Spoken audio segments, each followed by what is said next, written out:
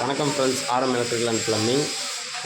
இது பார்த்தீங்கன்னாக்கா 10க்கு 10 ரூமு. இதில் வந்து 52 இன்ச்சில் ஒரு மெயின் சுவிட்ச் பாக்ஸ் வச்சுருக்கோம், ஒரு டவுன் மாடல் வச்சுருக்கோம். இங்கே லைட் பாயிண்ட் ஒன்று வச்சுருக்கோம்.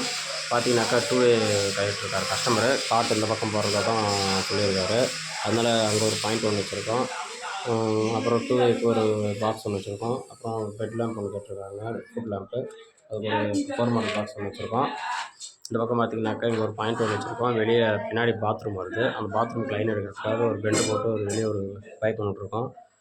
நம்ம பார்த்தீங்கன்னாக்கா எப்பவுமே ரைட் சைடு தான் ஏசி சாக்கெட் வைப்போம். அது 2 மாடல் பாக்ஸ் ஒன்று வச்சுருக்கோம். ஏன்னா ரைட் சைடில் தான் ஏசியோட பவர் ப்ளக்கு ஒயர் வந்து செட் ஆகும். ஏன்னா லெஃப்ட் சைடு வைக்கும்போது ஒயரோட லென்த்து கம்மியாக இருக்கிறதுனால ஜாயிண்ட்டு போடுற மாதிரி இருக்கும்.